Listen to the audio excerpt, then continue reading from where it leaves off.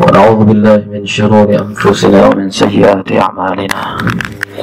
من يهده الله فلا مضل له ومن يضلل فلا هادي له. ونشهد أن لا إله إلا الله وحده لا شريك له، أحدا صمدا لم يلد ولم يولد ولم يكن له كفوا أحد. ونشهد أن سيدنا ونبينا ومولانا محمدا عبده ورسوله، صلى الله تعالى عليه وعلى آله وصحبه وبارك وسلم وشرف وكرم ومجد وعظم تسليما كثيرا كثيرا. أعوذ بالله السميع العليم من الشيطان الرجيم. بسم الله الرحمن الرحيم. ولو ترى إذ المجرمون ناكسوا رؤوسهم عند ربهم ربنا أبصرنا وسمعنا فارجعنا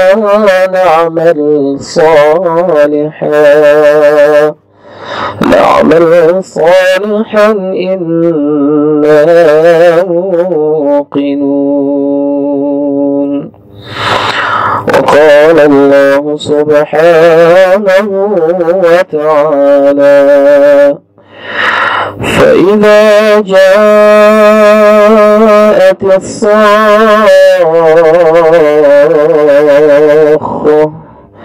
يوم يفر المرء من أخيه وأمه وأبيه وصاحبته وبنيه لكل امرئ منهم يومئذ شأن يغنيه. وقال الله سبحانه وتعالى والذين جاهدوا فينا لنهدينهم سبلنا وإن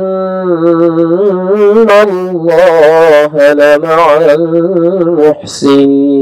المحسنين. وقال رسول الله صلى الله تعالى عليه وعلى آله وصحبه وسلم طوبى للمخلصين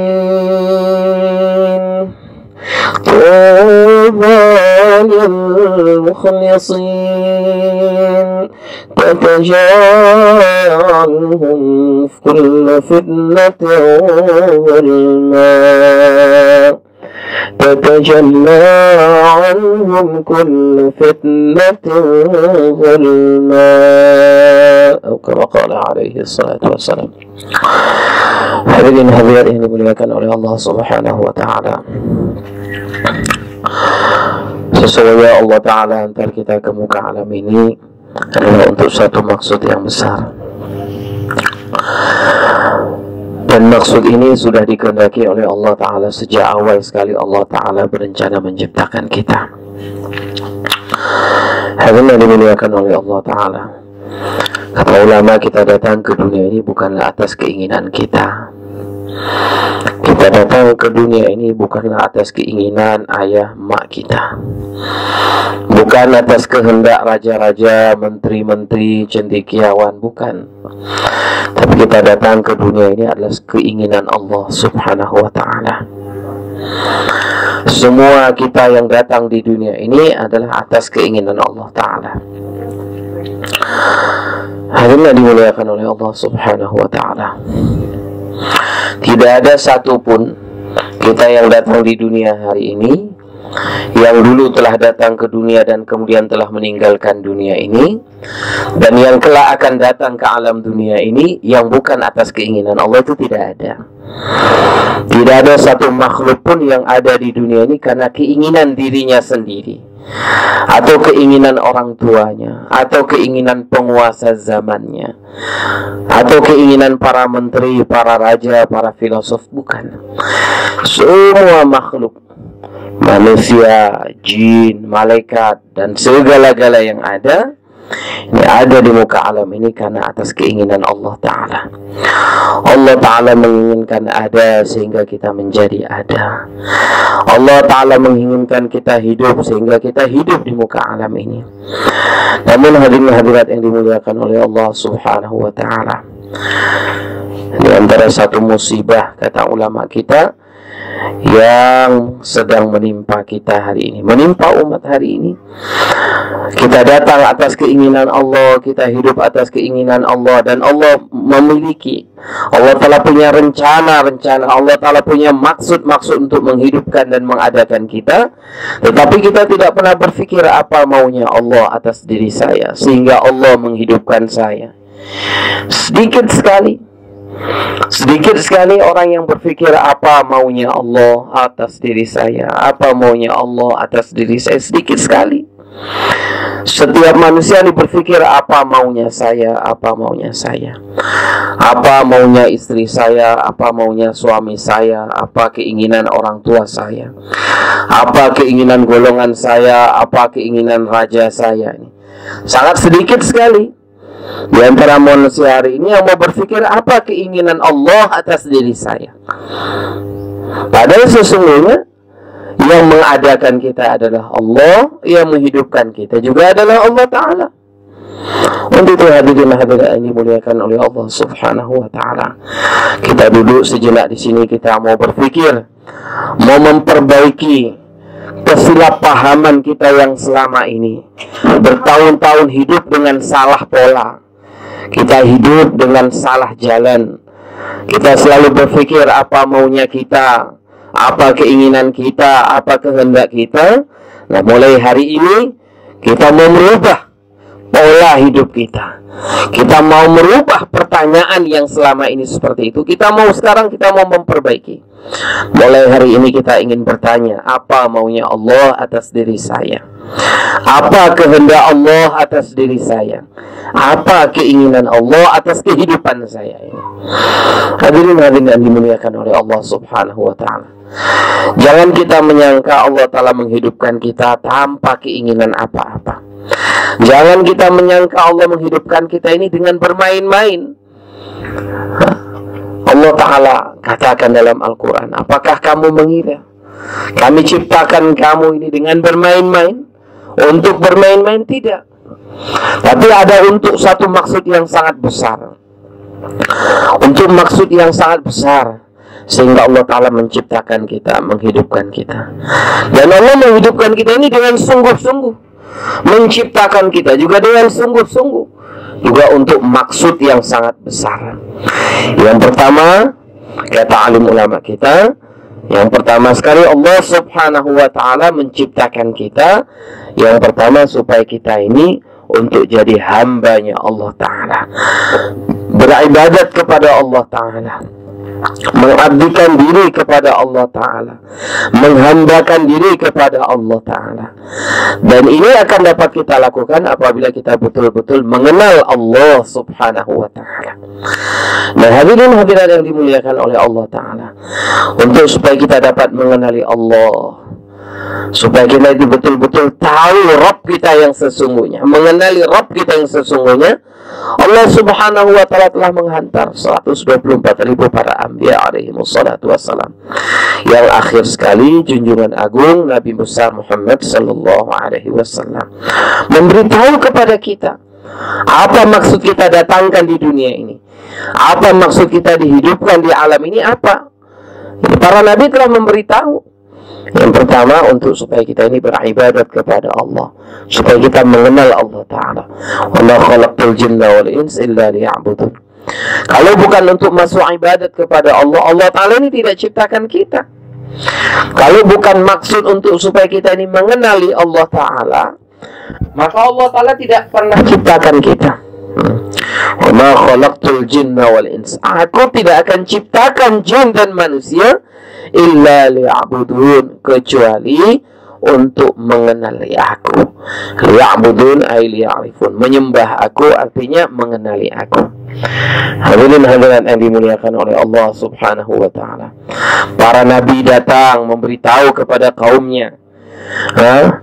Ya ayuhan nas qulu la ilaha illallah tuflihu. Wahai sekalian manusia, ucapkanlah la ilaha illallah, maka kamu akan berjaya. Berjaya dalam kehidupan dunia yang sementara, juga nanti kita akan mendapatkan kejayaan dalam kehidupan akhirat yang selama-lamanya. Berjaya dalam kehidupan yang 60-70 tahun. Berjaya dalam kehidupan yang ribuan tahun di alam kubur. Berjaya dalam kehidupan 50.000 tahun di padang mahsyar. Berjaya di atas titian sirat. Berjaya dapat selamat dari api jahanam, dan berjaya memperoleh nikmat jannah. Ya hadirin hadirat yang dimuliakan oleh Allah Subhanahu wa ta'ala. Caranya bagaimana? Kita ini didakwah oleh para nabi. Akhir sekali baginda alaihi salatu wasallam dakwah kepada umatnya agar kita ini mengenali Allah. La ilaha illallah, tidak ada Tuhan yang berhak disembah melainkan Allah. Kalau kita ada, yang mengadakan kita ini adalah Allah Ta'ala. Kita hidup, yang menghidupkan kita ini adalah Allah Ta'ala. Kita sehat, yang menyehatkan kita ini adalah Allah Ta'ala. Kita besar, yang membesarkan kita ini adalah Allah Ta'ala. Tidak ada selain Allah yang bisa berbuat apa-apa. Kata alim ulama kita, selain Allah nggak ngapa-ngapain. Selain Allah Subhanahu wa ta'ala tidak ikut apa-apa. Selain Allah Ta'ala tidak punya apa-apa. Selain Allah Subhanahu wa ta'ala tidak bisa berbuat apa-apa. Hadirin hadirat yang dimuliakan oleh Allah Subhanahu wa ta'ala. Ya, para nabi memperkenalkan kita kepada Allah Ta'ala. Jadi hadirin hadirat yang dimuliakan oleh Allah Ta'ala. Kata ulama, setelah seseorang itu mengenali Allah Ta'ala, bila seorang itu nanti akan mudah mentaati Allah Ta'ala. Kenapa? Ini sudah merupakan fitrah. Sudah merupakan fitrah. Kalau kita mengenali keagungan seseorang, nanti kita akan mudah mentaati orang yang kita kenali, karena kita mengenali keagungannya. Karena kita mengenali kehebatannya, kebesarannya, kemuliaannya, keperkasaannya, sehingga mudah bagi kita ini untuk mentaatinya. Tapi ini hadirat yang dimuliakan oleh Allah Ta'ala, apabila kita tidak mengenali Allah, kita tidak kenal akan keagungan Allah, kebesaran Allah, kehebatan Allah, kemuliaan Allah, ketinggian Allah, maka seorang itu tidak sulit untuk mentaati Allah Ta'ala. Itu sebabnya Allah Subhanahu wa ta'ala di dalam periode Makkah 13 tahun dakwah Nabi alaihi salatu wasalam menceritakan tentang wahdaniyat, keagungan Allah, kebesaran Allah, tentang ayat-ayat Allah, tentang dakwah, mengajak manusia kepada Allah. Allah menciptakan kita dari segumpal darah. Allah Ta'ala mengajarkan kepada kita perkara yang kita tidak tahu. Allah Ta'ala menciptakan kita dari setetes air mani yang hina. Allah Ta'ala telah menciptakan segala-galanya hanya dengan kudratnya, tanpa pertolongan siapa-siapa. Maksudnya apa? Supaya kita ini mengenali Allah Subhanahu wa ta'ala. Supaya ini kita tahu bahwa kita datang ke dunia ini bukan datang begitu saja. Kita datang bukan atas keinginan kita, kehendak kita, juga bukan keinginan kehendak orang tua kita, tapi kita datang betul-betul atas keinginan dan kehendak Allah Subhanahu wa ta'ala. Dan setelah kita diadakan, dihidupkan, dibesarkan, kita ini diberikan kepandaian, diberikan kebolehan untuk berfikir, maka Allah Subhanahu wa ta'ala mau supaya kita ini mengenali Allah dulu. Nah, kalau kita sudah mengenali Allah, nanti buah daripada pengenalan kepada Allah ini pasti taat. Dikatakan at-tauhid ra'sut ta'at. Ini tauhid, ini pengenalan kepada Allah dengan pengenalan yang betul, yang sempurna, ini merupakan kepala bagi ketaatan. Dengan dasar imanlah seorang ini dapat taat kepada Allah Subhanahu wa ta'ala. Ya hadirin hadirat yang dimuliakan oleh Allah Subhanahu wa ta'ala, Allah Subhanahu wa ta'ala memperkenalkan keagungan dirinya. La ilaha illa ana, tidak ada Tuhan melainkan aku. Ayat yang seperti ini berulang-ulang.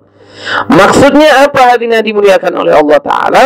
Supaya kita ini paham bahwa betul-betul tidak ada ilah, Nah, kata ulama kita, apa itu ilah? Ilah ini adalah zat yang tidak berhajat kepada zat-zat apapun. Zat yang dia sudah merasa cukup dengan zat itu sendiri, dengan zatnya sendiri. Dia tidak butuh bantuan, dia tidak butuh pertolongan, dia tidak butuh kawan, dia tidak butuh pembela, dia tidak butuh penolong, dia tidak butuh pelindung. Bahkan dialah zat yang maha penolong. Dialah satu-satunya zat yang bisa melindungi. Dialah satu-satunya zat yang bisa membela. Ya hadirin dimuliakan oleh Allah Ta'ala, berulang-ulang dalam banyak tempat Allah Ta'ala memberitahu, la ilaha illa ana, tidak ada Tuhan selain aku, tidak ada yang dapat menghidupkan illa ana, kecuali aku. La ilaha illa ana, tidak ada yang dapat mematikan kecuali aku. Tidak ada yang dapat memberikan kebahagiaan dalam hidup kecuali aku. Tidak ada yang bisa merubah, mencipta, menambah, mengurangi, melainkan aku. Ini Allah memperkenalkan dirinya. Ini hadirin hadirat yang dimuliakan oleh Allah Ta'ala. Apabila Allah Ta'ala hendak menghendaki sesuatu, Allah Ta'ala cukup dengan kudrat dan iradat Allah, maka perkara yang dikehendaki Allah Ta'ala akan jadi. Hadirin hadirat yang dimuliakan oleh Allah Subhanahu wa Ta'ala, tidak ada satu perkara pun di alam semesta, di atas langit, di dalam bumi, di antara langit dan bumi, ini yang bukan dicipta oleh Allah Ta'ala. Tidak ada. Tidak ada. Dalam Al-Quran Allah Ta'ala katakan, hadza khalqullah, lihat langit tanpa tiang, lihat itu matahari, bulan, bintang tanpa gantungan, lautan terkontrol, tidak tumpah ke darat, gunung tidak tercabut dari akarnya, binatang-binatang buas, binatang-binatang melata di tempatnya masing-masing. Keteraturan yang demikian sempurna. Lihat, hadza khalqullah, inilah penciptaan Allah Ta'ala. Fa'aruni madza khalaqal ladzina min duni. Coba tunjukkan kepadaku, kata Allah, mana ada ciptaan di alam ini yang bukan ciptaan Allah? Mana? Tidak ada. Karena memang hanya Allah Ta'ala lah satu-satunya pencipta. Hadirin hadirat yang dimuliakan oleh Allah Subhanahu wa Ta'ala, setelah seseorang itu mengenali keagungan Allah, kebesaran Allah, ketinggian Allah, kehebatan Allah, barulah seseorang itu nanti akan mudah mentaati Allah. La ilaha illa ana fa'budni. Maka oleh karena itu beribadahlah kamu hanya kepadaku, sembahlah aku. Jadi hadirin hadirat yang dimuliakan oleh Allah Ta'ala, seseorang itu akan mudah menjadikan dirinya sebagai hamba Allah kalau seorang itu mengenali Allah. Seorang itu akan mudah mentaati Allah, beribadat kepada Allah apabila seorang itu mengenali Allah Ta'ala. Hadirin hadirat yang dimuliakan oleh Allah Subhanahu wa Ta'ala, inilah maksud kita berkumpul sejenak untuk membentuk fikir kita. Yang selama ini kita selalu berpikir apa maunya saya, apa maunya saya. Suami mikir apa maunya istri saya, istri mikir apa maunya suami saya. Semua orang tua mikir apa maunya anak saya, anak-anak mikir apa maunya orang tua saya. Rakyat mikir apa maunya pimpinan saya, para pemimpin mikir apa maunya rakyat saya. Sangat sedikit sekali hari ini orang yang berpikir apa maunya Allah atas diri saya. Kita duduk sejenak ini untuk kita mikir sama-sama. Karena hadirin yang dimuliakan oleh Allah Ta'ala, kemuliaan manusia ini dibandingkan makhluk yang lain pada fikirnya. Kalau kita tidak mikir, apa bedanya kita dengan binatang-binatang? Binatang ini hadirin yang dimuliakan oleh Allah Ta'ala, lihat berlian sama kotorannya itu sama saja, karena dia tidak mikir. Habis dia buang kotoran, kemudian di samping kotoran itu taruh berlian. Dia melihat berlian, melihat kotorannya, ya sama saja. Kotoran itu ya sama seperti berlian, ya berlian sama seperti kotorannya. Kenapa tidak mikir? Juga begitu hadirin yang dimuliakan oleh Allah Ta'ala, seorang yang tidak mikir tidak akan bisa memahami keagungan Allah Ta'ala, tidak akan bisa mengenali kehebatan Allah Ta'ala. Itu sebabnya Allah Ta'ala memerintahkan kita untuk menggunakan pikiran kita. Dalam bahasa-bahasa isyarat Allah Ta'ala mengatakan, afala ta'qilun, apa kamu enggak punya otak? Afala tubsirun, apa kamu tidak melihat? Afala tatafakkarun, apakah kamu enggak berfikir? Afala tasma'un, apakah kamu enggak dengar? Ya, supaya kita mau berfikir.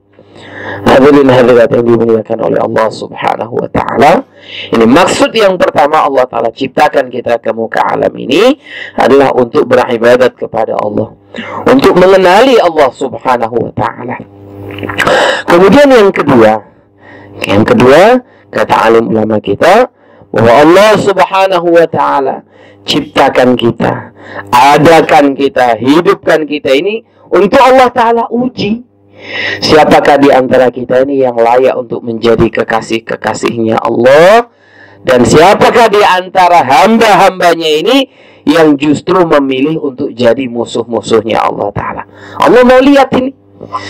Allah ta'ala ciptakan kita, Allah ta'ala hidupkan kita, kemudian Allah ta'ala berikan kepada kita perintah-perintah dan larangan-larangan. Allah mau lihat siapa di antara kita yang layak untuk menjadi kekasih-kekasihnya Allah.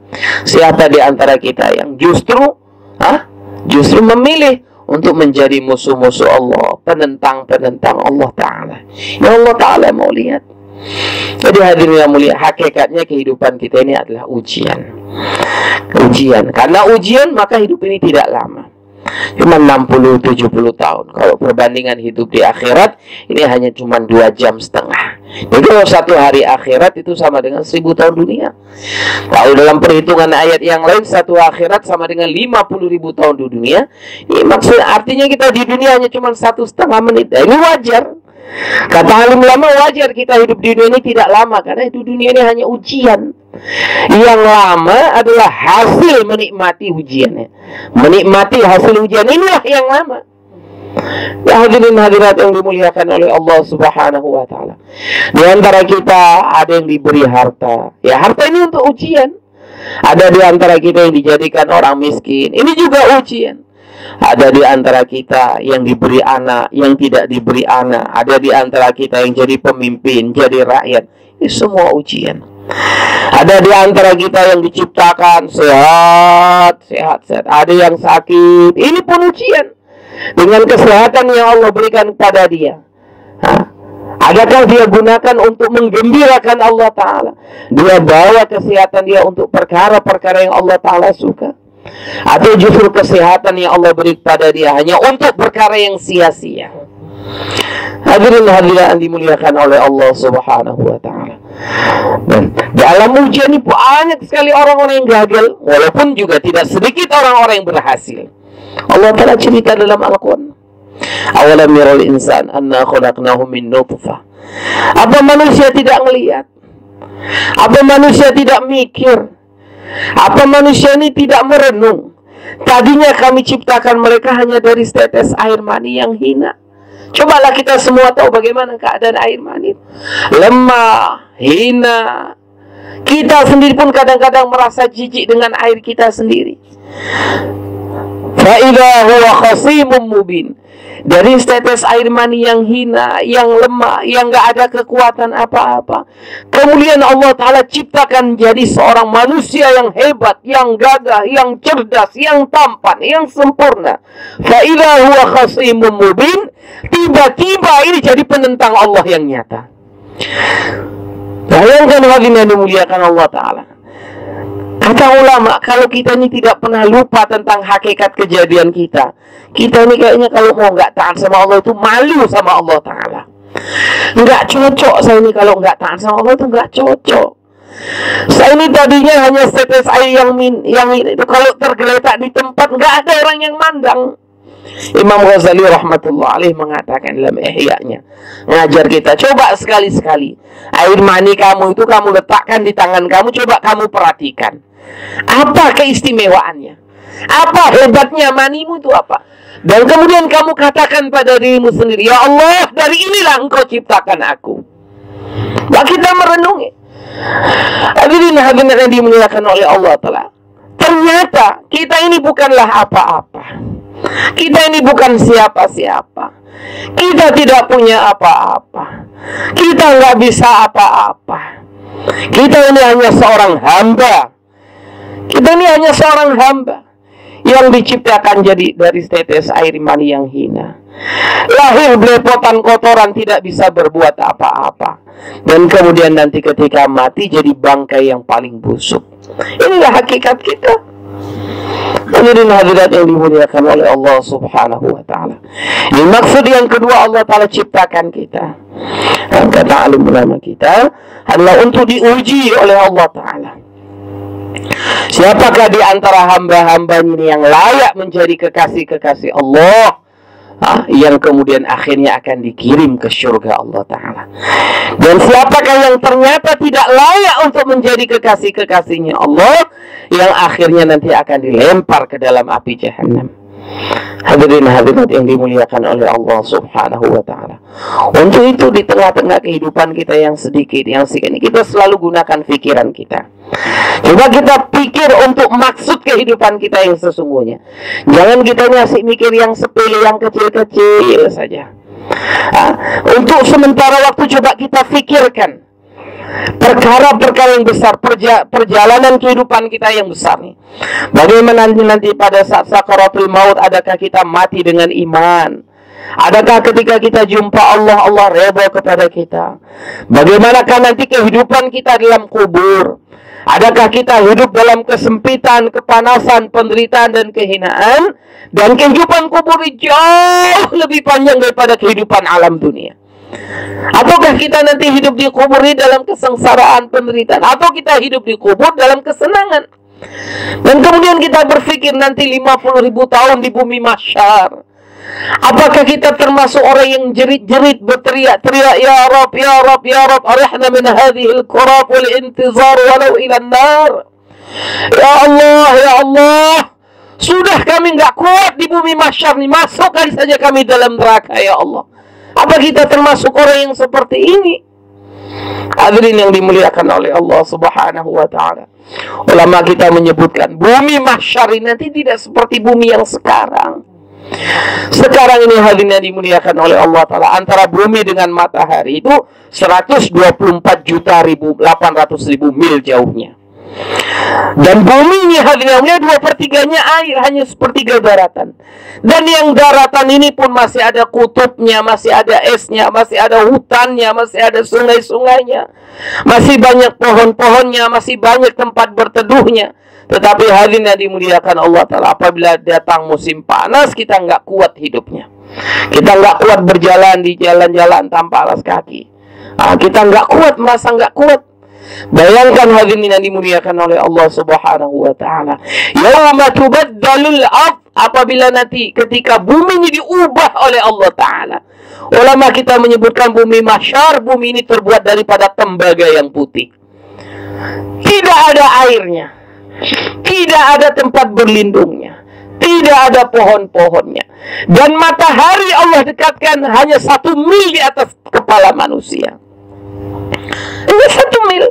Kata ulama sekarang matahari dengan bumi ini jaraknya 124.800.000 mil. Ini kalau 1 mil saja matahari mendekat, ini dunia, bumi ini akan hancur. Bayangkan hadirin yang dimuliakan oleh Allah ta'ala, bumi yang terbuat daripada tembaga yang putih, kemudian matahari didekatkan hanya jarak 1 mil. Bagaimana penderitaan kita ketika tidak ada makanan, tidak ada alas kaki, tidak ada minuman, tidak ada tempat perlindungan. Wajar hadirin yang mulia. Rasulullah menceritakan sampai hilang akal waras seseorang ketika itu, karena saking menderitanya hidup di bumi mahsyar. Setiap orang tenggelam dengan keringatnya sesuai dengan dosanya masing-masing.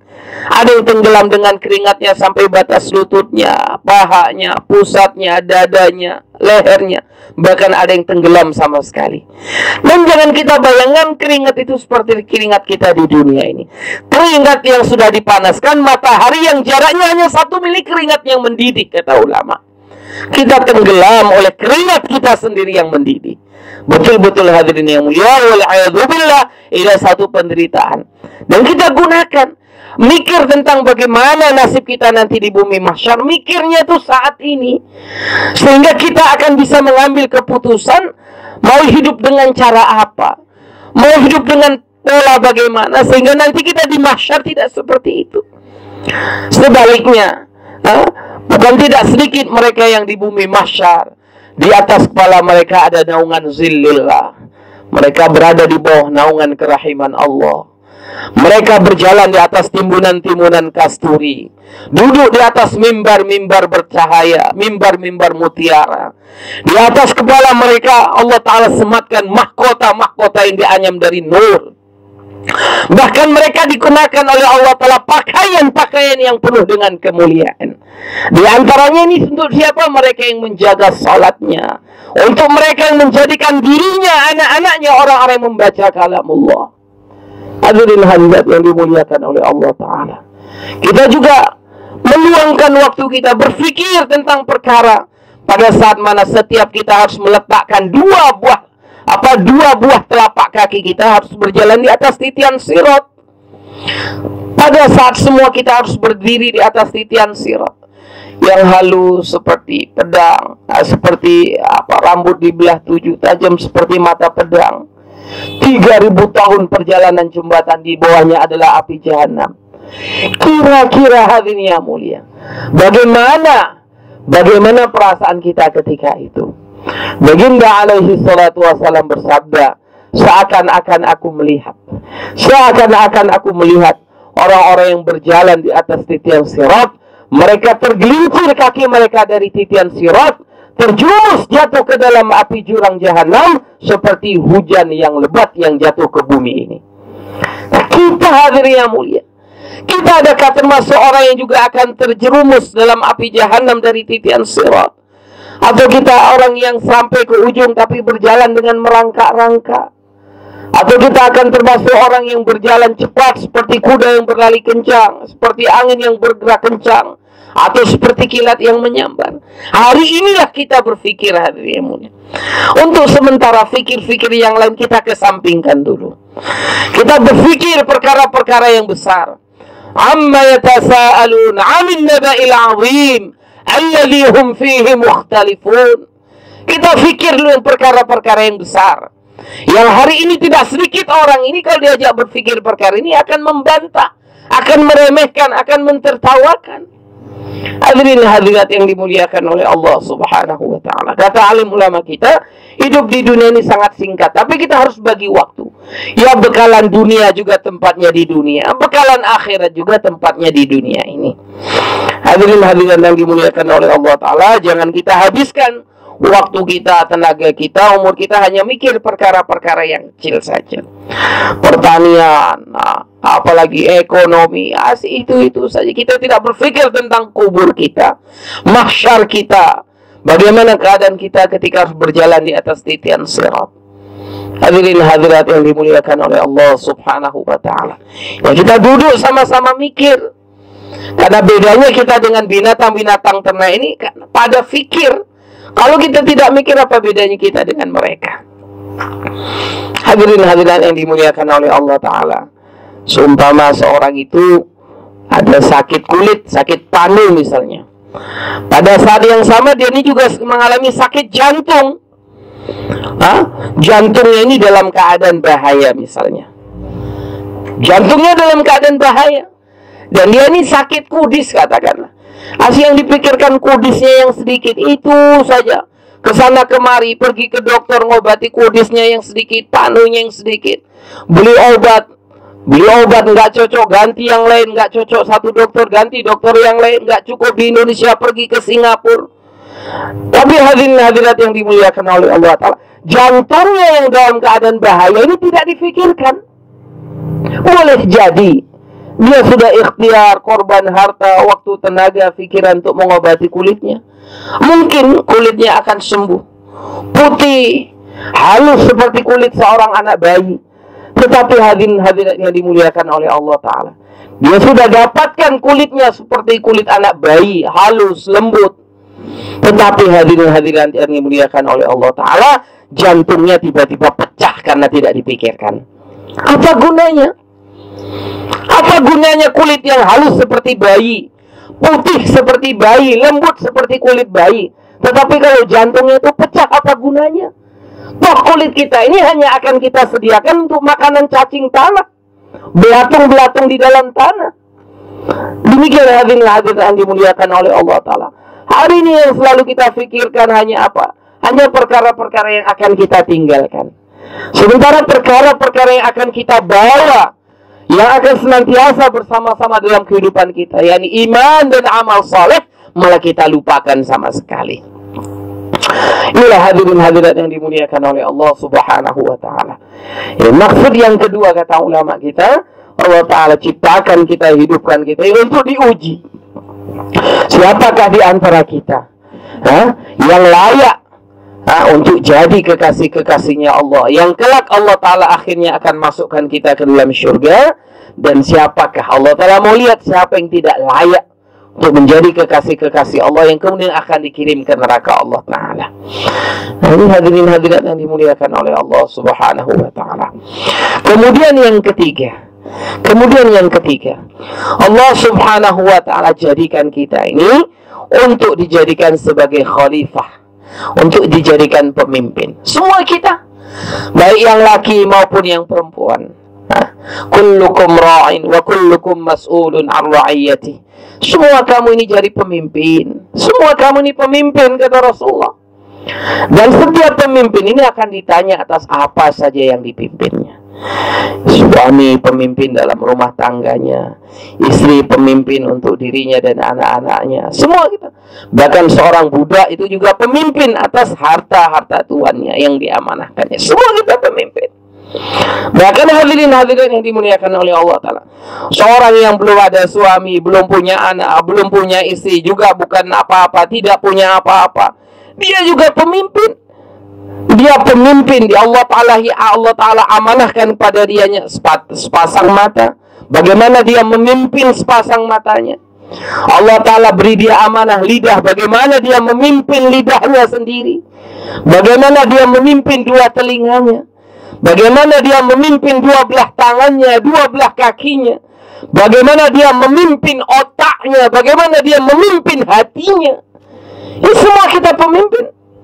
Hadirin hadirat yang dimuliakan oleh Allah Subhanahu wa ta'ala. Dan orang ini hadirin dimuliakan oleh Allah Ta'ala, nanti Allah Ta'ala akan tanya tentang apa saja yang Allah Ta'ala telah amanahkan kepada kita. Adakah kita dapat memimpin? Adakah kita ini dapat amanah atas kepemimpinan ini? Atau justru kita mengkhianati Allah Ta'ala dalam amanah ini? Hadirin hadirat yang dimuliakan oleh Allah Subhanahu wa ta'ala. Kata Allah Subhanahu wa ta'ala, seorang ini akan diberikan kekuatan, kemampuan untuk memimpin dengan cara yang benar apabila seorang itu ada iman yang benar dan ada amal yang soleh. Ini Allah Subhanahu wa ta'ala telah janjikan, kalau kita mau berhasil dalam memimpin kehidupan kita, memimpin kehidupan keluarga kita, memimpin umat ini, memimpin kehidupan ini, maka tidak ada jalan lain. Karena seorang itu tidak akan bisa memimpin kalau tidak dibantu oleh Allah. Seorang itu tidak akan bisa memimpin kalau tidak ditolong oleh Allah Ta'ala. Dan Allah Ta'ala telah berjanji, kepemimpinan Allah Ta'ala akan mudahkan. Memimpin ini Allah Ta'ala akan mudahkan bagi orang-orang yang beriman dan beramal saleh. Allah Ta'ala sudah berjanji, wa'adallahu alladhina amanu minkum wa amilus salihat la yastakhlifannahum fil ardh. Hadirin hadirat yang dimuliakan oleh Allah Ta'ala, kata alim ulama kita, setiap Allah mengatakan sesuatu, kalaupun nggak usah pakai kata-kata janji, itu saja sudah pasti akan terjadi. Apalagi Allah Ta'ala mengatakannya bahwa Allah berjanji. Wa'adallah, Allah Ta'ala telah berjanji. Bentuk kalimat masa lalu, betul-betul ini untuk tahqiq. Untuk siapa Allah berjanji? Wa'adallahu alladhina amanu minkum wa amilus salihat. Untuk orang-orang betul-betul beriman dan beramal saleh. Apa janji Allah? La yastakhlifannahum fil ardh. Ini ada lam takkid, ada nun takkid tsaqilah dalam satu kalimat. Sudah diawali dengan kata-kata Allah berjanji. Kemudian kata-kata khilafah diapit dengan dua huruf takkid. Huruf takkid dan nun takkid tsaqilah. Ini lam qasam, lam sumpah, ini juga nun takkid tsaqilah. Bagaimana Allah Ta'ala berjanji, bersumpah, orang-orang yang betul-betul beriman dan beramal saleh, Allah Ta'ala akan karuniakan khilafah kepadanya. Apa itu khilafah? Kemampuan untuk memimpin. Hari ini orang berebutan supaya mau jadi pemimpin. Orang supaya pilihlah saya untuk memimpin. Pilihlah saya, pilihlah saya. Hadirin yang dimuliakan oleh Allah Subhanallah, kata alim ulama kita, khilafah ini bukan pelantikan, bukan pengangkatan. Ini adalah karunia dari Allah Ta'ala.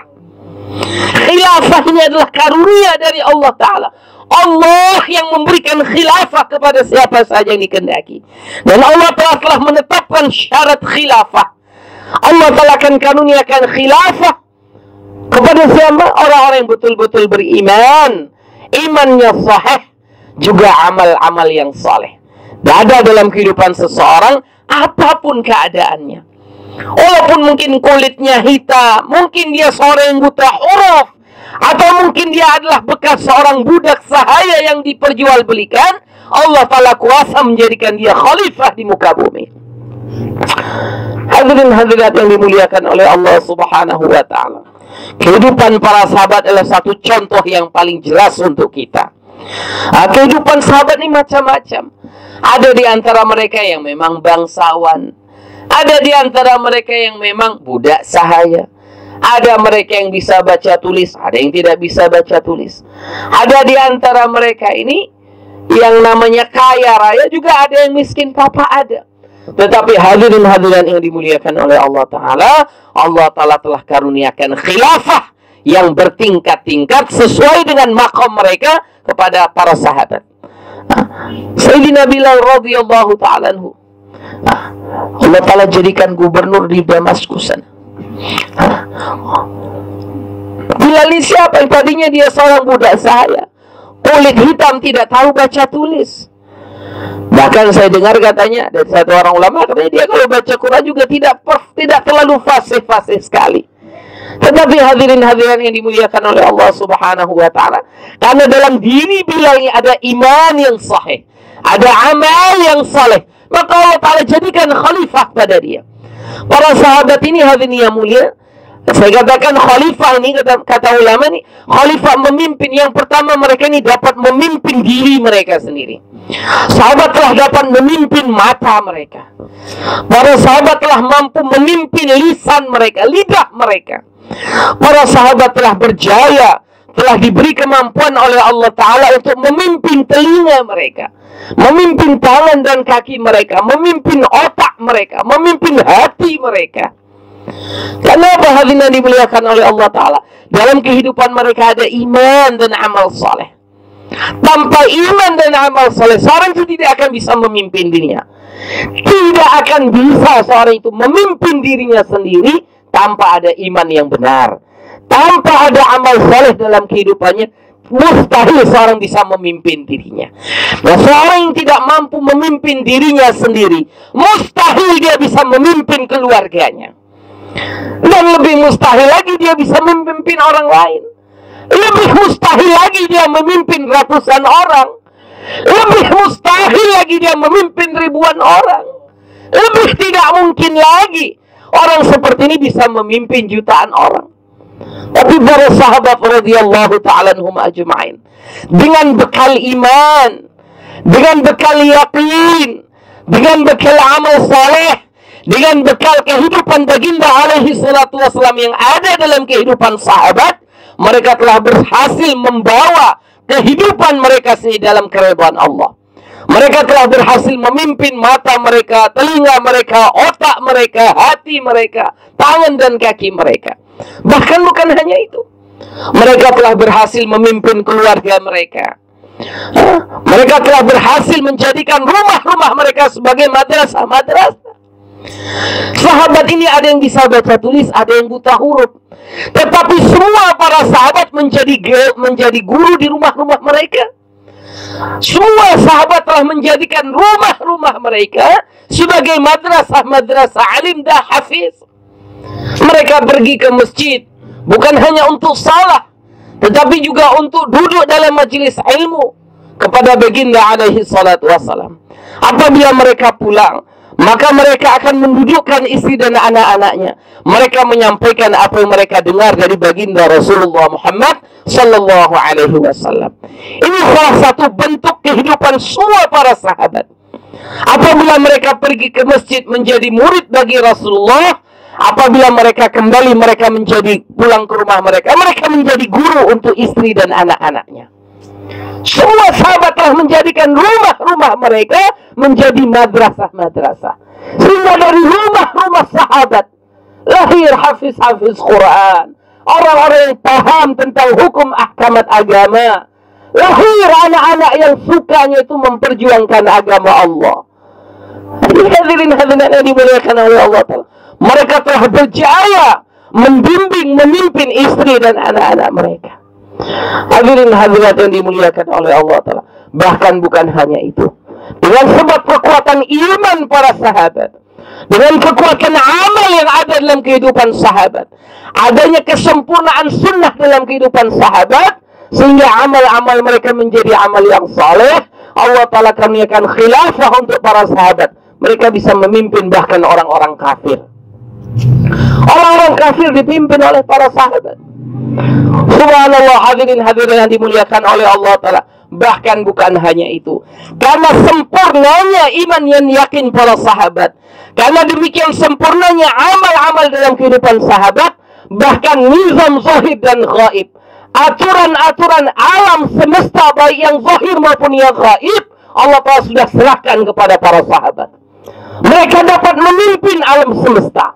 Hutan mereka pimpin, lautan mereka pimpin, gunung Merapi mereka pimpin, bumi mereka pimpin, matahari pun mereka pimpin. Hadirin, kenapa? Karena kekuatan iman dan amal mereka. Dan ini Allah yang beri, Allah yang karuniakan.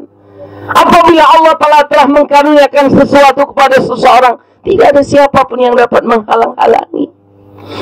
Biyadihil mulk, kekuasaan kerajaan dalam genggaman Allah. Tu'izzu man tasya wa tudhillu man tasya. Allah yang berkuasa memuliakan seseorang yang dikehendaki. Allah kuasa menghinakan siapa saja yang dikehendaki. Seluruh makhluk memuliakan seseorang.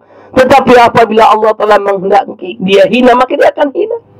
Seluruh makhluk jin dan manusia hendak menghinakan seseorang, tetapi apabila Allah telah hendak memuliakannya, maka dia akan tetap mulia.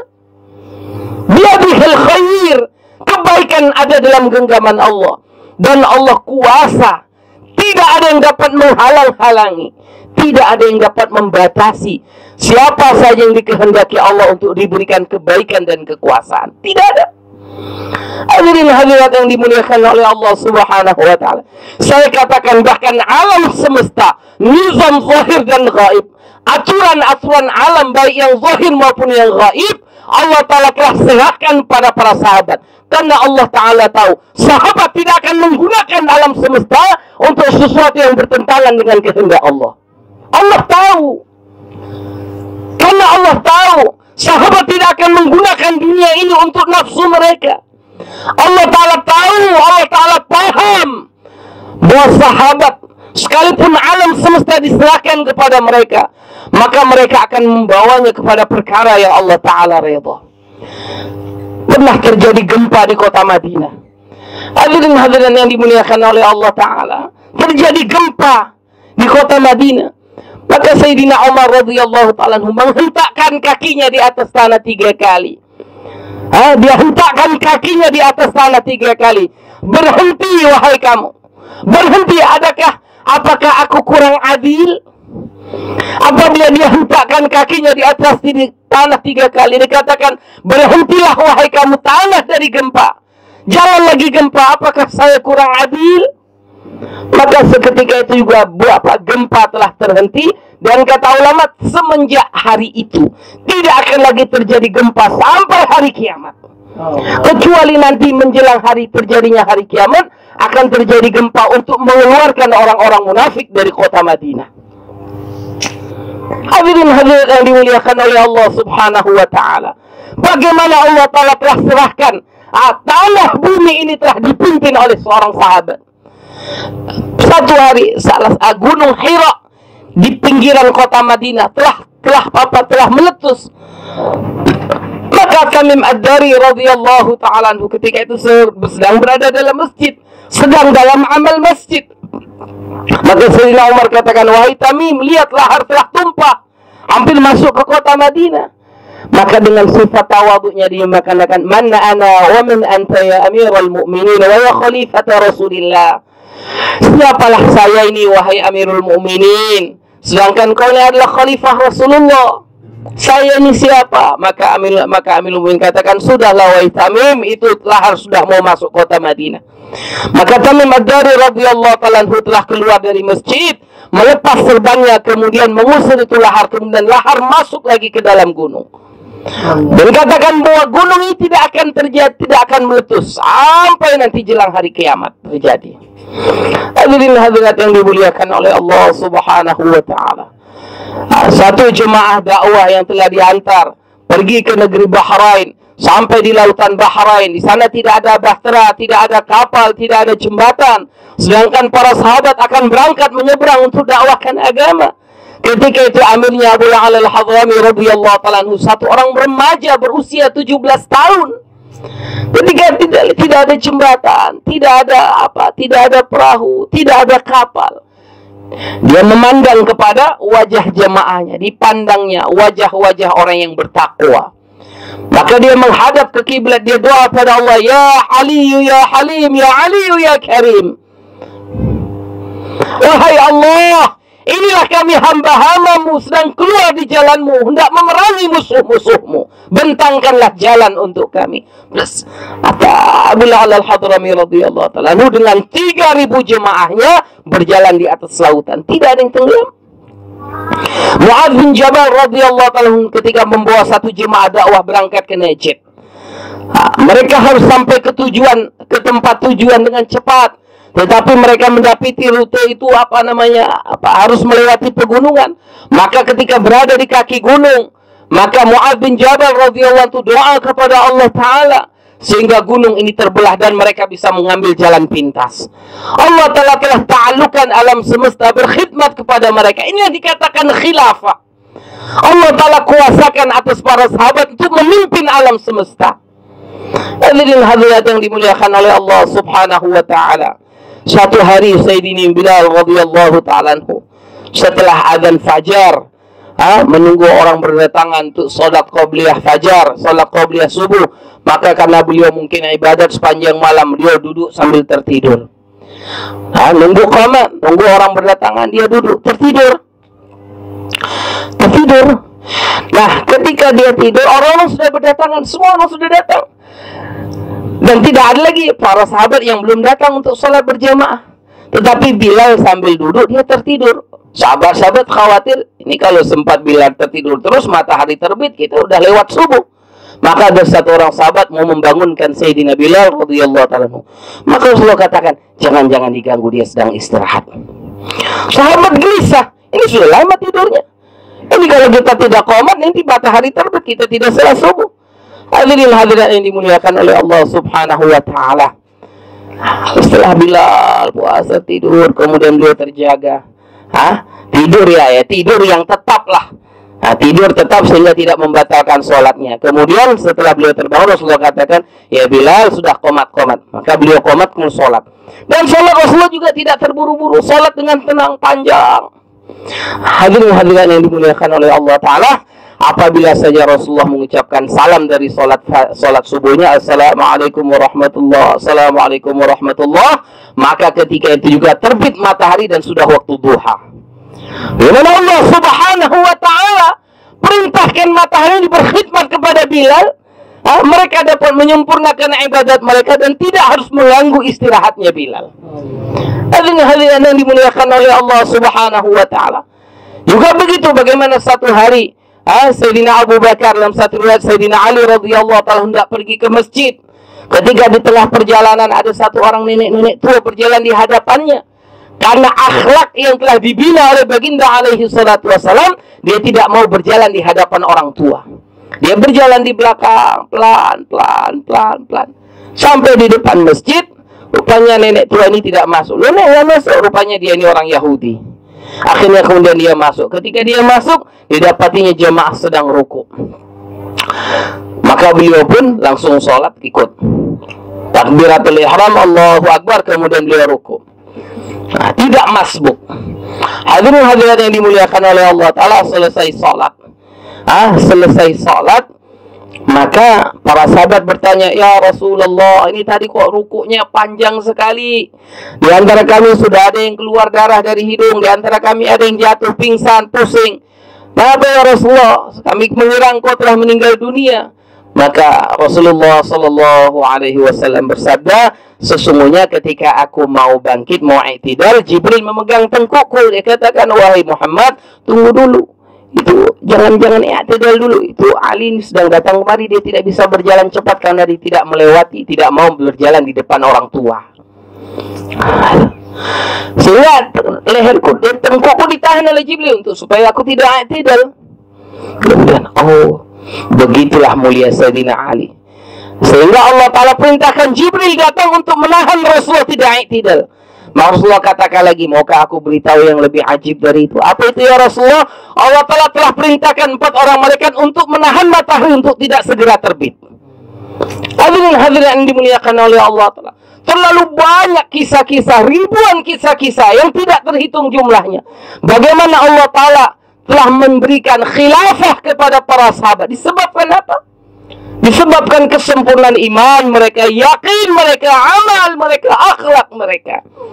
Disebabkan iman dan amal soleh yang ada dalam kehidupan sahabat, sehingga Allah Ta'ala karuniakan khilafah dalam kehidupan sahabat. Apapun keadaan mereka, sekalipun tidak sedikit di kalangan mereka itu orang-orang yang buta huruf, tetapi Allah Ta'ala telah karuniakan mereka kemampuan, bukan hanya untuk memimpin dirinya, khalifah untuk dirinya, juga mereka dapat memimpin atau menjadi khalifah untuk keluarganya, untuk masyarakatnya, bahkan orang-orang kafir, bahkan alam semesta.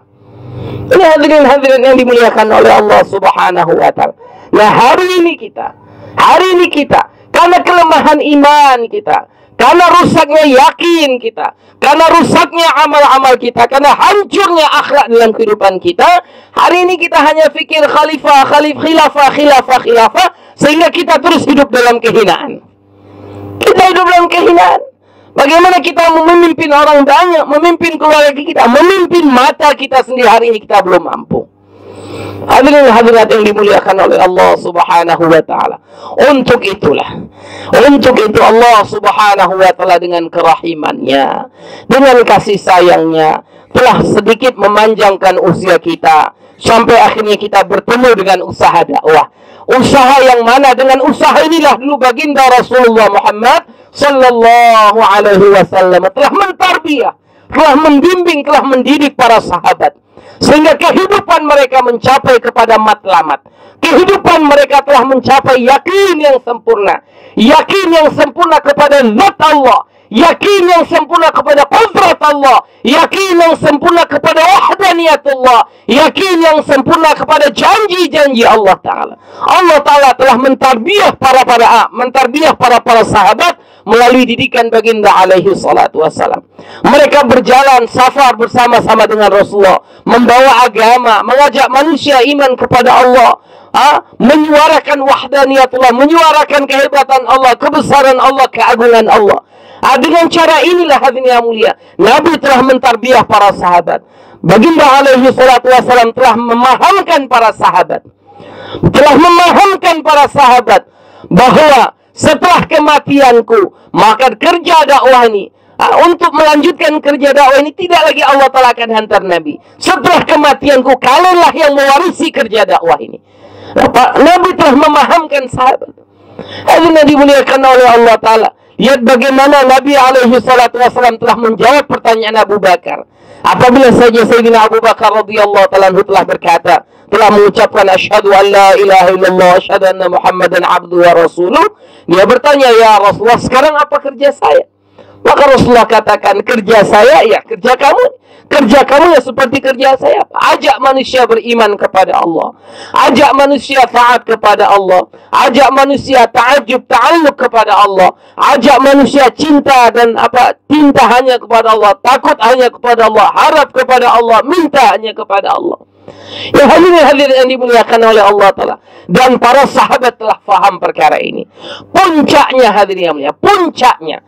Bertahun-tahun Rasulullah mentarbiyah para sahabat dengan mengirimkan sahabat dalam bentuk satu-satu orang, dua-dua orang, tiga-tiga orang, atau dalam bentuk jamaah yang besar untuk bawa agama, sampaikan agama, perjuangkan agama kemana-mana tempat. Puncaknya ketika Hajjatul Wada', Hajjatul Islam, Hajjatul Balagh, tanggal 9 Dzulhijjah di hari Arafat, Rasulullah sallallahu alaihi wasallam bersabda, "Ala falyuballigh asy-syahidu minkumul ghaib." Ketahuilah, hendaknya orang yang hadir pada saat ini tidak menyampaikan kepada orang-orang yang tidak hadir. Para sahabat faham. Yang sampai kepada derajat mufti dalam masalah ilmu, ini para sahabat tidak banyak. Paling-paling hanya kurang lebih dalam 11 sampai 13 orang saja. Tetapi hadirin yang dimuliakan Allah Ta'ala, para sahabat faham untuk melanjutkan usaha Rasul, mengajak manusia iman taat kepada Allah. Ini bukan hanya kerja para ulama, bukan hanya kerja para mufti, tapi semua orang yang telah beriman kepada Rasulullah sallallahu alaihi wasallam, mereka bertanggung jawab. Mereka bertanggung jawab untuk melanjutkan usaha Rasulullah. Yang apa? Tablighur risalah, menyampaikan risalah, usaha dakwah. Maka hadirin hadirat yang dimuliakan oleh Allah Subhanahu wa taala, dengan sebab mereka memperjuangkan agama Allah, mendakwahkan agama Allah Ta'ala, ada kalanya ketika mereka di kampung mereka di Madinah, ataukah ketika mereka sedang keluar jalan Allah, mereka menjadikan dakwah sebagai maksud kehidupan mereka, sehingga Allah Ta'ala bina kehidupan mereka. Iman para sahabat semakin hari semakin meningkat, semakin hari semakin meningkat. Amal-amal mereka semakin hari semakin sempurna, semakin hari sempurna. Akhlak para sahabat juga seperti itu, semakin hari semakin sempurna, semakin sempurna. Sehingga akhlak para sahabat betul-betul telah menarik wahyu-wahyu Allah Ta'ala. Banyak sekali kisah-kisah tentang kehidupan para sahabat yang menyebabkan menjadi asbab turunnya wahyu Allah Subhanahu wa Ta'ala. Bagaimana sifat kasih sayang mereka, ini disebabkan yakin mereka yang sempurna, iman mereka yang sempurna, sehingga mereka dapat berakhlak dengan akhlak yang mulia. Hadirin hadirat yang dimuliakan oleh Allah Subhanahu wa Ta'ala. Dan semua sahabat saya katakan di sini bukan hanya para rijal, para laki-lakinya, kaum wanitanya juga paham, bahkan anak-anak mereka juga telah paham. Laki-laki maupun perempuan, bahkan anak-anak, bahkan yang telah tua-tua renta pun paham bahwa mereka semua bertanggung jawab. Yang laki bertanggung jawab menyebarkan agama, kaum wanitanya bertanggung jawab untuk menyebarkan agama, anak-anak merasa bertanggung jawab untuk membantu perjuangan agama. Bahkan yang tua-tua renta juga sudah merasa bertanggung jawab untuk memperjuangkan agama. Abu Ayyub Al-Ansari radhiyallahu ta'ala anhu, satu orang sahabat yang telah berusia tua, ketika dihantar satu rombongan dakwah ke Turki, Istanbul, maka ketika itu Abu Ayyub Al-Ansari radhiyallahu ta'ala anhu telah berusia 91 tahun. Bahkan ketika itu beliau dalam keadaan sakit. Ketika itu anaknya berkata, "Wahai ayah, semenjak masa hayat Rasulullah sallallahu alaihi wasallam, ayah senantiasa berjuang bersama beliau. Hari ini ayah telah tua dan ayah dalam keadaan sakit. Sekarang biarkan anak-anak ayah melanjutkan perjuangan ayah." Abu Ayyub Al-Ansari katakan, bukan begitu caranya. Ayah berangkat, kalian pun berangkat. Di atas ontanya, di hadapan rumahnya dia berkata, bersyair, "Min khawfit tafarruq aynayya qad tadma'." Karena kesedihan hati hendak berpisah dari yang dicintai, kedua air mataku menetes membasahi pipi. Ini fitrah, Pak. Semua kita mencintai keluarga, sebagaimana Nabiullah Ibrahim juga mencintai istri dan anak-anaknya, dan anaknya Ismail. Tetapi karena mereka paham kehidupan mereka untuk menyempurnakan kehendak Allah, kita hidup dihidupkan Allah, kita ada karena diadakan Allah, dan maksud kehidupan kita adalah hendak menyempurnakan keinginan Allah. Maka Nabiullah Ibrahim meneteskan air mata karena sedih berpisah dari istri dan anak bayi yang dia cintai. Dia tinggalkan di tempat yang tidak ada asbab kehidupan. Sang bayi pun seperti itu, sang istri pun seperti itu. Ketiga-tiga orang meneteskan air mata kesedihan. Tetapi hal yang dimuliakan oleh Allah Ta'ala tidak menyia-nyiakan air mata mereka. 3 tetes air mata dari 3 orang yang memperjuangkan agama, Allah Ta'ala pancarkan air Zam-Zam yang tidak akan kering sampai hari kiamat. Hal yang dimuliakan Allah Ta'ala, ulama kita katakan seakan-akan hari ini kita meminum air mata Nabiullah Ibrahim. Kalaulah kita hari ini meminum air Zam-Zam, seakan-akan kita minum air mata Siti Hajar radhiyallahu ta'ala anha. Kalaulah hari ini kita minum air Zam-Zam, sebenarnya kita minum air mata Nabiullah Ismail yang ketika itu masih bayi, karena ditinggalkan ayahnya memperjuangkan agama. Tapi karena kita tidak memahami perkara ini, kita meminum air Zam-Zam tanpa ada perasaan apa-apa. Hadirin hadirat yang dimuliakan oleh Allah Ta'ala, Abu Ayyub Al-Ansari bersyair, karena kesedihan hati berpisah dari yang dicintai, kedua air mata ini menetes membasahi pipi. Innahnu aishna fil qiyamati fahuwa yajma'u bainana. Kalaulah saya masih hidup sampai jamaah ini kembali ke Madinah, insyaallah Allah akan pertemukan kita lagi di halaman rumah ini. Wa innahnu mitna fil qiyamati tajma'. Tetapi apabila maut datang, maka kematian akhiratlah yang akan mempertemukan kita. Apabila ayah mati, nak, apabila saya mati, wahai istriku, kiamat yang akan mempertemukan kita. Hadirin hadirat yang dimuliakan oleh Allah Ta'ala, rombongan berangkat. Di tengah perjalanan sakit makin berat, makin parah. Sebelum masuk Turki, Abu Ayyub Al-Ansari sudah sakit berat. Dalam keadaan sakaratul maut, nazak, dia pesan kepada amir jemaah, apabila aku mati, tolong bawakan jenazahku masuk ke kota Istanbul. Dikatakan amir tanya, wahai ayah, kenapa ayah pesan seperti itu? Maka Abu Ayyub Al-Ansari radhiyallahu anhu mengatakan, wahai amir, sesungguhnya semua kita akan berjumpa dengan Allah di padang mahsyar. Di hari mahkamah Allah kita akan berjumpa dengan Allah Ta'ala. Aku mau ketika Allah Ta'ala tanya kepadaku, wahai Abu Ayyub, kamu gunakan apa kehidupan yang aku beri untukmu?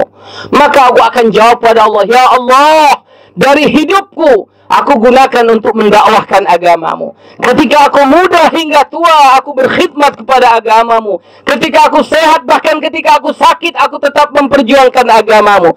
Bahkan ketika aku mati, mayatku pun masih bergerak untuk mendakwahkan agamamu.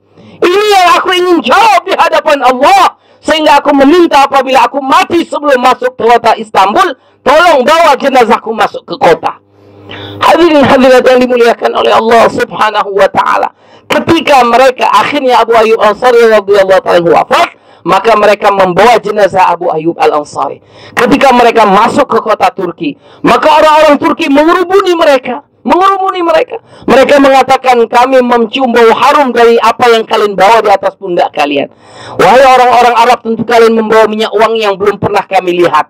Tentu kalian membawa minyak wangi yang sangat mahal harganya.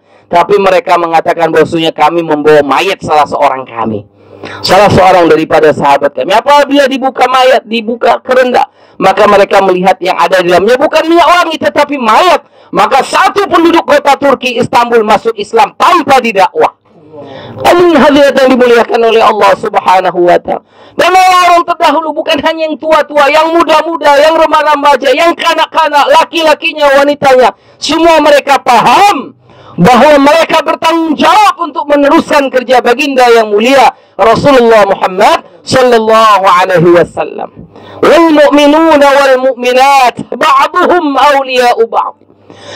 Di kalangan mereka laki-laki maupun perempuan yang telah beriman kepada Allah, membantu satu sama lain. Dalam hal apa? Ya'muruna bil ma'ruf wa yanhauna 'anil munkar. Dalam mengajak manusia kepada yang ma'ruf, mencegah dari munkar. Ini usaha dakwah. Hadirin hadirat yang dimuliakan oleh Allah Subhanahu wa Ta'ala, memang tidak ada satu nabi pun yang Allah utus ke muka alam ini dari kalangan wanita, tidak ada. Semua para nabi yang Allah utus adalah kalangan laki-laki. Tetapi ulama kita mengatakan hidayah yang turun ke muka bumi ini adalah berdasarkan pengorbanan kaum wanitanya. Apabila kaum wanita mereka ikut bangun buat pengorbanan bersama dengan suami mereka, maka Allah telah akan zahirkan hidayah jauh lebih besar. Kita lihat hadirin yang dimuliakan oleh Allah Ta'ala, Nabiullah Ibrahim, Nabiullah Nuh alaihi salatu wassalam, buat dakwah 950 tahun, hanya 83 orang saja. Sebab istrinya tidak menyertai suaminya dalam perjuangan agama. Nabiullah Yunus juga tidak banyak, hanya 100.000 orang saja, karena istrinya tidak menyertainya. Nabi Lut tidak ada pengikut, hanya 2 orang saja, itu pun hanya kedua anak perempuannya. Nabi Hud juga seperti itu. Tetapi hadirin hadirat yang dimuliakan oleh Allah Subhanahu wa taala, kita lihat para nabi yang mana istri mereka ikut juga bersama-sama membantu untuk sama-sama bangun memperjuangkan agama Allah Ta'ala, sehingga Allah Ta'ala zahirkan hidayah jauh lebih besar.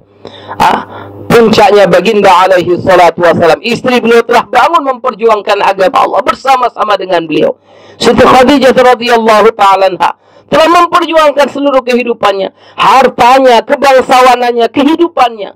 Seorang yang tadinya dijilat-jilat oleh bangsawan Quraisy, para pedagang-pedagang besar Quraisy, apabila mereka nggak berdagang, mereka ngambil barang dari Khadijah. Dia adalah saudagar besar. Dia ini orang yang dijilat-jilat oleh bangsawan Quraisy, tetapi ketika meninggal dunia 73 tambalan kafannya. Hadirin dimuliakan Allah Ta'ala. Kenapa? Karena semuanya digunakan untuk membantu perjuangan baginda Rasulullah Muhammad Sallallahu Alaihi Wasallam. Bahkan subhanallah, hadirin yang mulia, ungkapan kata-kata Khadijah yang masyhur sampai hari ini, dan sampai kapanpun perkara ini akan terus diulang-ulang, sampai beliau bersedia mewakafkan mayatnya juga untuk memperjuangkan agama Allah Ta'ala. Sampai dia pernah berkata pada Rasulullah, "Ya Rasulullah, sekiranya aku wafat, aku telah dikuburkan dan perjuanganmu belum selesai, engkau bersama dengan para sahabatmu tidak mendakwahkan agama dan harus menyeberangi sebuah tempat, dan kalian tidak menemukan jembatan, gali kuburku, ambil tulang-tulangku, jadikan jembatan, berjalanlah engkau ya Rasulullah bersama dengan sahabatmu di atas tulang-tulangku." Seluruh kehidupannya, bahkan setelah kematiannya, Khadijah radhiyallahu ta'ala, setelah kematiannya, Khadijah radhiyallahu ta'ala tetap masih ingin berjuang. Hadirin yang dimuliakan Allah Ta'ala, kata ulama kita, tidak ada kemuliaan yang melebihi kemuliaan daripada mendakwahkan agama Allah. Tidak ada kerja yang lebih tinggi melebihi kerja mendakwahkan agama Allah. Kalau ada kerja lain yang lebih mulia, kalau ada kerja lain yang lebih mahal upahnya, gajinya, ganjarannya, melebihi kerja dalam mendakwahkan agama, maka tentu kerja itulah yang Allah beri kepada para anbiya. Tapi ternyata seluruh para anbiya dan rasul alaihi wassalatu wassalam telah Allah telah karuniakan kepada mereka usaha dakwah. Kenapa? Tidak ada kerja yang lebih tinggi melebihi kerja dakwah. Dan hadirin yang dimuliakan oleh Allah Subhanahu wa Ta'ala, bahkan pahamnya para sahabat tentang ketinggian kerja dakwah, pahamnya Nabi alaihi salatu wasallam kerja dakwah, beliau menginginkan syahid berulang-ulang untuk memperjuangkan agama. Suatu orang sahabat, Abdullah ibn Huzafah radhiyallahu ta'ala, ketika beliau ditangkap dalam perjuangan agama, ditangkap oleh orang kafir, hendak dibunuh, hendak dimasukkan dalam kuali yang sudah berisi air mendidih. Maka ketika hendak dimasukkan, dia menangis. "Kenapa engkau menangis, wahai Abdullah? Barangkali engkau sudah mau tinggalkan agama Muhammad, ikut kita Nasrani." Hadirin yang dimuliakan oleh Allah Subhanahu wa Ta'ala, ketika itu Abdullah Huzafah mengatakan, "Aku sangat ingin, aku tangiskan, aku punya nyawa hanya satu, sehingga aku hanya dalam hidup ini hanya sekali mengalami kematian syahid untuk agama Allah. Sekiranya lah nyawaku sebanyak bulu-bulu di badanku, dan aku mati satu persatu, keluar nyawaku karena syahid untuk perjuangkan agama, maka inilah yang paling aku inginkan." Hadirin yang dimuliakan oleh Allah Ta'ala, untuk itu bagaimana kita hari ini menanamkan perasaan tanggung jawab, saya dan kita semua, dan bagaimana kita juga menanamkan perasaan tanggung jawab sejak awal kepada anak-anak kita.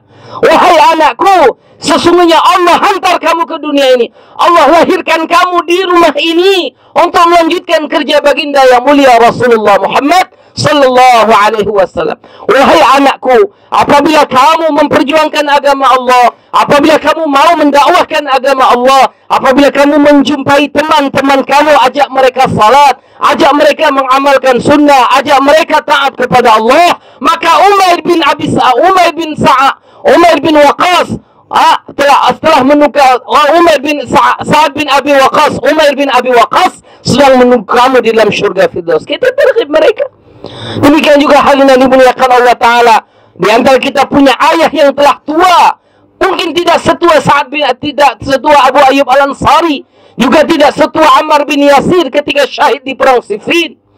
Kita masih punya kakek, kita pahamkan orang tua kita Kita pahamkan hadirin yang mulia kakek kita. Wahai ayah, wahai kakek, wahai nenek, apabila kamu bangun membawa sisa-sisa kehidupan kamu untuk mendakwahkan agama Allah, memperjuangkan agama Allah, Abu Ayyub Al-Ansari radhiyallahu anhu sedang menunggu kamu di dalam syurga.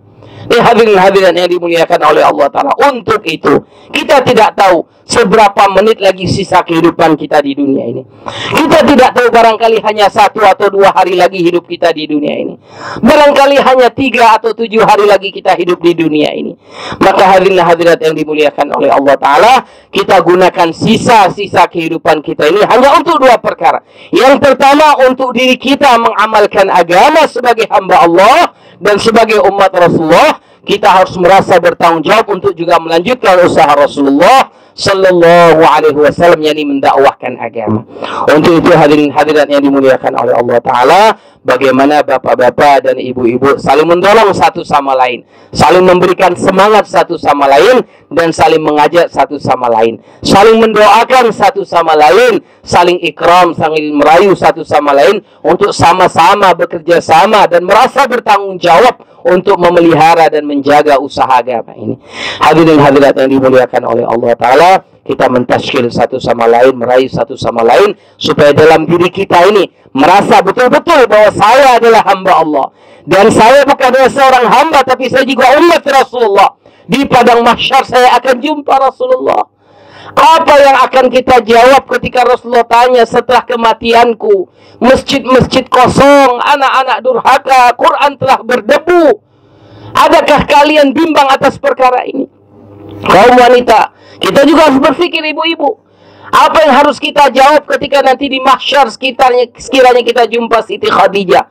Setelah kewafatanku, aku telah habiskan hartaku untuk membantu perjuangan Rasulullah.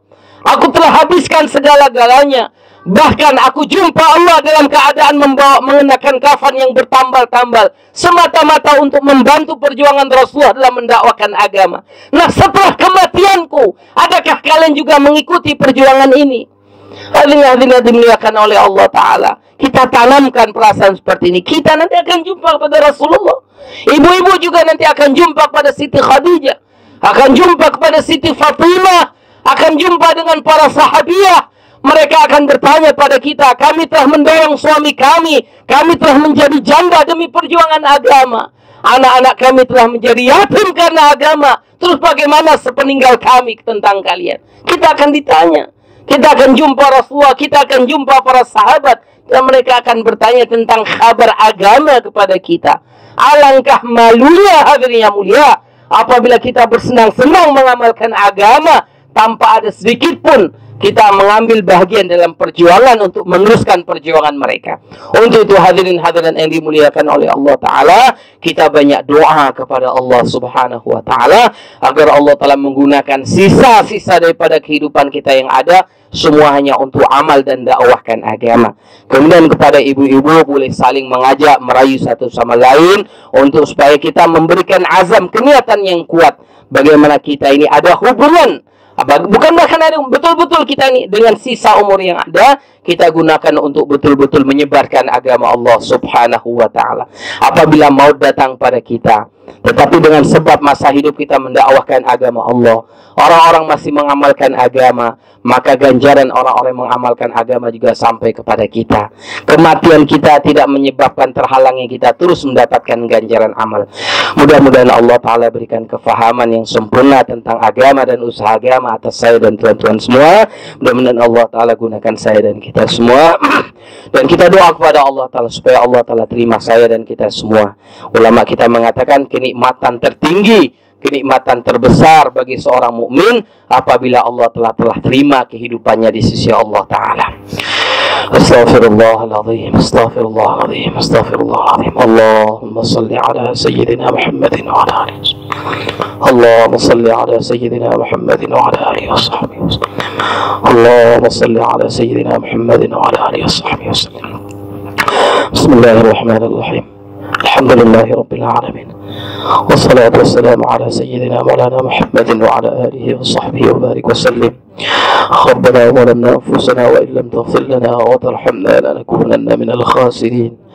رب اغفر واعف وارحم وتجاوز عما تعلم إنك أنت الله العز الأكرم. اللهم اغفر لنا ذنوبنا ولوالدينا وارحمهم كما ربونا صغيرا، ولجميع المسلمين والمسلمات والمؤمنين والمؤمنات الأحياء منهم والأموات برحمتك يا أرحم الراحمين. اللهم بحق عبدك ورسولك سيدنا وحبيبنا وشفيعنا ومولانا وآلانا محمد صلى الله عليه وسلم نبي الرحمة، اللهم اشفعه لنا، اللهم اشفعه لنا، اللهم اشفعه لنا. اللهم اهدنا واهد بنا، اللهم اهدنا واهد بنا، اللهم اهدنا واهد بنا. اللهم نورنا ونور بنا، اللهم نورنا ونور بنا. اللهم علمنا وعلم بنا، اللهم فقهنا وفقه بنا. اللهم اكرمنا واكرم بنا، وانصرنا وانصر بنا. اللهم انصرنا وانصر بنا. اللهم يا فتاح يا عليم، يا فتاح يا عليم، افتح قلوبنا يا الله فتوح العارفين. اللهم تثبيتا كتثبيت سيدنا إبراهيم وموسى عليهما السلام. اللهم فهما كفهم المقربين، اللهم فهما كفهم المقربين، وواقية كواقية الولد، ونصرا كما نصر سيدنا محمد صلى الله تعالى عليه وسلم وأصحابه رضي الله تعالى عنهم أجمعين. اللهم عظم جلالك في قلوبنا وصغر الدنيا في أعيننا.